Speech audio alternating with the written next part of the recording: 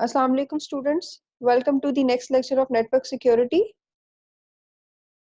In today's lecture, we will discuss the basic properties of DES and we will see the multiple advancement in data encryption standard said to be the multiple DES. And last but not the least, we will see the strength and security of data encryption standard and we will see that how we can do the crypt analysis of data encryption standard. हमने ये algorithm के बारे में ये देखा कि इसमें काफ़ी ज़्यादा कॉम्प्लेक्स आर्किटेक्चर है और हमने ये देखा कि एक प्लेन टेक्स्ट से हमें अगर एक ब्लॉक साइफर क्रिएट करना है तो हमें 16 टाइम्स कीज़ को जो है वो इस्तेमाल करना पड़ेगा। सो हमारे जहन में तो यही चीज़ आती है कि 56 बिट की है और 64 बिट प्लेन टेक्स्ट है तो ये इम्पॉसिबल है ब्रेक करना। लेकिन जब हम क्रिप्ट एनालिसिस देखेंगे तो हम ये देखेंगे कि किस तरीके से डेटा के स्टैंडर्ड को विदाउट नोइंग अ की decrypt कर लिया गया। So before getting into the detail, you need to understand the properties of DES. So let me read it for you. The DES satisfy both desired properties of block cipher. These two properties make cipher very strong. What are those properties? One is called the avalanche effect, and the second property is called the completeness effect. So what is the avalanche effect? Let me read it for you. A small change in plain text result in the very great change in the cipher text. इस बात का मतलब ये है कि अगर आप plain text की एक या दो बिट को भी चेंज करें तो हमारा जो साइफर टेक्स्ट है वो बहुत ज्यादा चेंज होना चाहिए। सो डेस की मदद से ये पॉसिबल है। मैं अभी आपको एक एग्जांपल दिखाती हूँ जो आपकी बुक के अंदर ही गिवन है। ये एग्जांपल आपके सामने है। हमारे पास प्लेन टेक्स्ट के अंदर ऑल जीरोज हैं, हमारे पास की जो है वो ये एक हेक्साडेसिमल की यहाँ पर गिवन है। जब हमने इसको इनक्रिप्ट किया तो हमारे पास साइफर टेक्स्ट कुछ ये वाला बना। लेकिन अगर हमने तमाम बिट सेम ही रही और हमने लास्ट में एक बिट बस चेंज किया, आप देखें यहाँ पे 0 लिखा हुआ, यहाँ 1 है और जो इनक्रिप्ट करने की है वो भी बिल्कुल सेम है, तो आप देखें कि इसका जो साइफर टेक्स्ट है वो टोटली डिफरेंट बना है। सो इस इफेक्ट को हम लोग कहते हैं एवलांच इफेक्ट, कि एक बिट के अंदर भी चेंज आए तो almost half of the bit in the cipher text should be changed. So avalanche effect is a very good property of DES. Second जो property है वो है completeness effect. Completeness हमें ये कहता है कि each bit of the cipher text depends on many bits of the plain text. इस बात का मतलब ये है कि जो cipher text के अंदर हमारे पास कोई भी बिट बनी है, फॉर एग्जाम्पल यहाँ पर आप देख रहे हैं यहाँ 3 लिखा हुआ है या A लिखा हुआ है, जो भी की हमारे पास यहाँ पर बिट आई है उसके बैक एंड के ऊपर बहुत सारे डिफरेंट कैलकुलेशंस होंगे, यानी 1-to-1 रिलेशनशिप नहीं है। यहाँ पर 3 तक आने के लिए एक बहुत ज्यादा डिफरेंट स्टेप्स के ऊपर से गुजर के फिर यहाँ पर पहुंचना है। तो इस बात का हमें ये पता चला है कि एक एक बिट जो साइफर टेक्स्ट की है वो किसी प्लेन टेक्स्ट की एक बिट पे डिपेंड नहीं कर रही, बल्कि बहुत सारी बिट्स के ऊपर डिपेंड कर रही है। सो ये दो की प्रॉपर्टीज हैं, avalanche effect and completeness effect, जो कि डेस को बहुत ज्यादा एक अच्छा एल्गोरिदम बनाती है, जो कि आज तक हम इसको इसीलिए इस्तेमाल कर रहे हैं। कंप्लीटनेस इफेक्ट के बारे में ये कहा जाता है कि दो चीजें ऐसी हैं जिनकी मदद से हम ये कंप्लीटनेस इफेक्ट अचीव कर पाते हैं। एक है एस बॉक्सेस यानी कि सब्स्टिट्यूशन बॉक्स, और दूसरी साइड पर हमारे पास है पी बॉक्सेस यानी कि परम्यूटेशन बॉक्स। तो एस बॉक्सेस क्या है हमारे पास? हमने देखा था हमारे पास S1 से लेके S8 तक एस बॉक्सेस है और हर बॉक्स के अंदर मैंने आपको रूल बताया था, एस बॉक्स रूल क्या होता है, उसकी मदद से हम 6 बिट्स को 4 बिट्स में कैसे कन्वर्ट करते हैं। तो एस बॉक्स का जो डिजाइन है वो actually confusion and diffusion create करता है। ये दो टर्म्स यहाँ पर काफी इंपॉर्टेंट है कि कंफ्यूजन एंड डिफ्यूजन डेस्क के अंदर कैसे क्रिएट की जाती है। So the design provide the confusion and diffusion of bits from each round to the next round.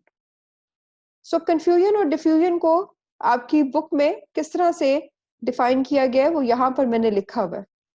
Confusion क्या कहते हैं जी? Confusion seeks to make the relationship between the statistic of the ciphertext and the value of the encryption key as complex as possible. आपने देखा कि की और जो cipher text है उसके दरमियान में एस बॉक्सेस की मदद से बहुत ज्यादा मुश्किल से हम रिलेशनशिप क्रिएट कर रहे हैं, क्योंकि हमने जो भी 48 बिट्स थी उनको 32 बिट्स में कन्वर्ट किया था by using different steps. On the other hand, what is the diffusion? Diffusion of cipher is that each key bit affects many round key bits. एक जो बिट है की वो बहुत ज्यादा राउंड्स के ऊपर जाकर मैप हो रही होगी. तो कंफ्यूजन एंड डिफ्यूजन ये दो प्रॉपर्टीज एस बॉक्सेस जो है वो हमें इंश्योर करता है. और पी बॉक्सेस के बारे में लिखा जाता है कि ये हमें डिफ्यूजन क्रिएट करता है. सो अगर आपसे कोई ये पूछे कि डेस्क में किस तरीके से कंप्लीटनेस इफेक्ट पैदा किया जाता है, तो आप बता सकते हैं कि P boxes and S boxes की मदद से. मगर जब स्ट्रेंथ आया तो डेफिनेटली वीकनेसेस के बारे में भी हमें पता होना चाहिए. डेस्क की कुछ वीकनेसेस क्या है कि पहली वीकनेसेस तो ये है कि इसमें तमाम बॉक्सेस जो हैं वो ऑलरेडी डिफाइंड है, यानी परमुटेशन बॉक्स भी पहले बने हुए हैं और सब्स्टिट्यूशन बॉक्सेस भी बने हुए हैं और हमें हर एक को पूरे एल्गोरिदम का पता है, पूरे सूडो कोड का पता है. सो weaknesses in S boxes, weaknesses in P boxes तो हमें ऑलरेडी पता चल गया कि क्योंकि ये पहले से बने हुए हैं तो आप उनका रिवर्स फंक्शन क्रिएट कर सकते हैं. उसकी रिवर्स जो हमारा क्रिप्ट एनालिसिस करने के लिए अगर आपने रिवर्स उसको करना है, रिवर्स बैक करना है, तो आपको ये पता है कि जो भी हमारे पास परमुटेशन बॉक्स है उसको उल्टा करने के लिए हमें क्या करना पड़ेगा. तीसरी चीज क्या है कि कुछ कीज ऐसी हो सकती हैं, वीकनेसेस इन की, कि कुछ की ऐसी हो सकती हैं जिसकी मदद से हमारे पास जो है वो हम प्रॉपर तरीके से इनक्रिप्ट ही ना कर पाए. मिसाल के तौर पर हमारी 000 वाली कीज या फर्स्ट जो बिट्स हैं वो 0 हो और लास्ट में हमारे पास ऑल वंस हो, या कुछ इस तरह से एफ है, 16 बिट्स टोटल बनी हुई है. तो टोटल 56 बिट्स की आप देखें, अगर इस तरह की कीज आप इस्तेमाल करेंगे तो ये भी बहुत इजी होता है, क्योंकि हमेशा एक चीज आप जहन में रखिएगा कि हमारे पास जो एल्गो है वो 2 रेज टू पावर 56 कॉम्बिनेशन इस्तेमाल करने हैं उसने. 56 बिट्स क्योंकि हमारी की है, तो उसने अगर बाइनरी में आप कर रहे हैं तो 2 raise to power 56 different keys इस्तेमाल करनी है. तो पहले तो ऑल 000 से स्टार्ट करता है जो भी ब्रेक करना चाहता है, और फिर ऑल 111 पे लेकर आता है ब्रेक करने के लिए. तो हमें इस तरह की कीज इस्तेमाल नहीं करनी जिसकी मदद से हमारा जो एल्गोरिदम है वो हमारी प्रॉपरली हमें सिक्योरिटी प्रोवाइड ना कर सके. सो एक एग्जांपल आपके सामने ये है कि हमारे पास एक वीक की एग्जांपल ये है कि हमारे पास एक प्लेन टेक्स्ट है, हमने इसको की मदद से इनक्रिप्ट किया तो हमारे पास ये वाला साइफर टेक्स्ट जो है वो क्रिएट हो गया. अब इस साइफर टेक्स्ट को दोबारा से आपने सेम की से इनक्रिप्ट किया तो आप देख रहे हैं कि ये प्लेन टेक्स्ट बन गया दोबारा से. सो हमारे पास ये की जो है ये बहुत इंपॉर्टेंट होती है, क्योंकि की से हमने इंक्रिप्शन क्रिएट करनी है, और अगर नेक्स्ट टाइम के ऊपर अगर कोई हैकर ये करना चाहे कि वो हमारे जो हमारे पास साइफर टेक्स्ट आया हुआ है उसको इसी की मदद से इनक्रिप्ट करे और डिक्रिप्ट करके देखे तो हमारे पास प्लेन टेक्स्ट आ जाए, हमारी जो डेटा की इंटेग्रिटी है वो और सिक्योरिटी एंड प्राइवेसी वायलेट हो जाएगी. सो दोबारा से ये हमने देखा कि ये जो वीक कीज हैं, यानी इस तरह की है, ऑल जीरोस हैं, ऑल वंस हैं, वो हमें नुकसान पहुंचा सकती हैं. सो हमने नेक्स्ट चीज फिर इसका सोल्यूशन क्या है, जब हिस्ट्री में ये देखा गया कि ये वाले इश्यूज आ रहे हैं, तो फिर हम डेस्क की स्ट्रेंथ को बढ़ाने के लिए मल्टीपल डेस्क क्रिएट किए गए. तो इसके 3 डिफरेंट इंटरप्रिटेशन है: double desk, triple desk with 2 keys and triple desk with 3 keys. सबसे पहले हम देखते हैं कि डबल डेस्क कैसे होगा.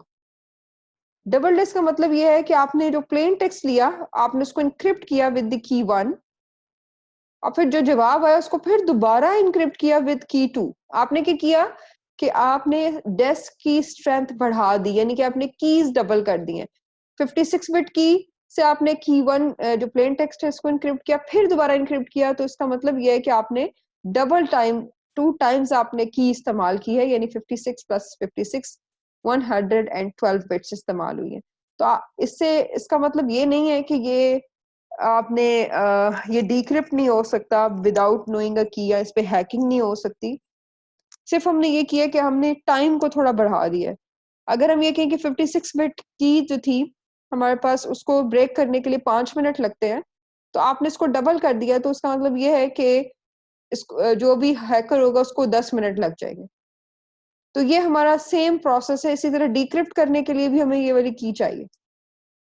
तो डिक्रिप्ट करने के लिए पहले हम K2 की मदद से डिक्रिप्ट करेंगे और फिर K1 के साथ फिर प्लेन टेक्स्ट आ जाएगा। सो डबल डेस्क के अंदर कुछ प्रॉब्लम्स हैं, जो कि एक अटैक है जिसका नाम रखा गया है meet in the middle attack. तो meet in the middle attack के अंदर ये होता है कि जब भी, क्योंकि दोनों पे अलग अलग कीज इस्तेमाल हो रही हैं, इसकी सिंपल एग्जांपल के लिए मैंने यहाँ पर एक डायलॉग सा लिखा हुआ है। फॉर एग्जांपल हमारे पास पीटर जो है वो मैन इन द मिडल है, एक तरफ विक्टिम 1 है, एक विक्टिम 2 है।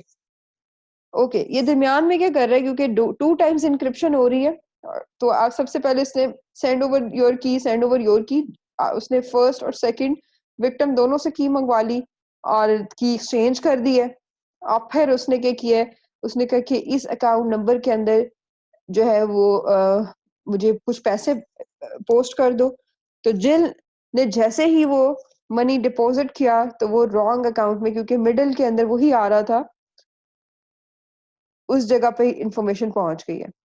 सो इसकी सिंपल इंटरप्रिटेशन ये है कि ऐसा पॉसिबल हो सकता है कि प्लेन टेक्स्ट को अगर इनक्रिप्ट किया जाए विद द की 1 और साइफर टेक्स्ट को डिक्रिप्ट किया जाए विद द की 2, तो ये दोनों बराबर हो जाते हैं। और ये जो meet in the middle attack है वो बहुत ही जल्दी आइडेंटिफाई हो गया था,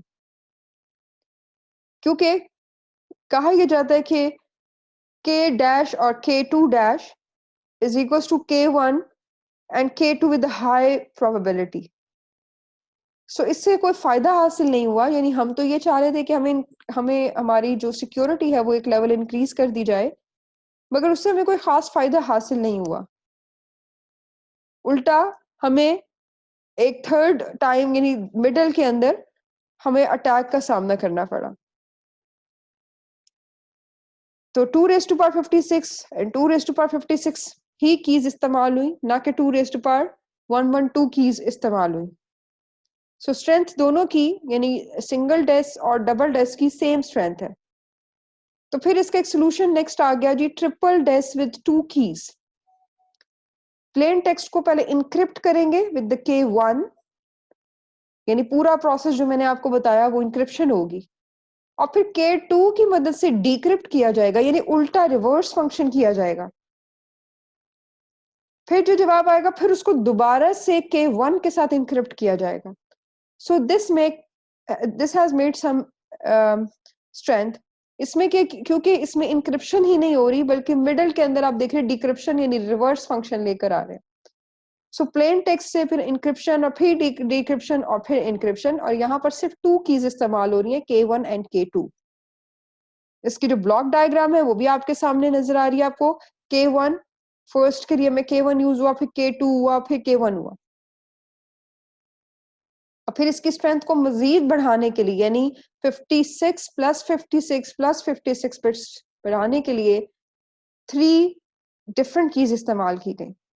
यानी प्लेन टेक्स्ट को पहले K1 के साथ इनक्रिप्ट करें, फिर डिक्रिप्ट के लिए K2 और इनक्रिप्ट करने के लिए K3 इस्तेमाल करें। तो जब ये पूरे स्टेप्स मौजूद होंगे तो हमारे पास साइफर से जो हमारा टेक्स्ट है वो क्रिएट होगा एक ब्लॉक। अब आपको समझ भी आ रही है इस चीज की कि ये टाइम कंज्यूमिंग एफर्ट है for development of the cipher text, as well as hacker के लिए भी थोड़ा सा मुश्किल काम है कि वो उसको 3 कीज ट्राई करनी पड़ेंगी और वेरी डिफिकल्ट टू डिक्रिप्ट।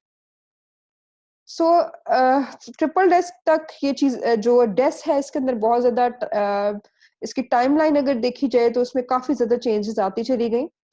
और फिर इसके बाद ट्रिपल डेस्क विद 3 कीज के बाद स्टैंडर्ड के अंदर मजीद इंटरप्रिटेशन जो है मजीद एडिशन खत्म कर दी गई और एक नया स्टैंडर्ड इंट्रोड्यूस कराया गया जो कि आपके नेक्स्ट लेक्चर का पार्ट है जिसका नाम है AES, that is advance encryption standard.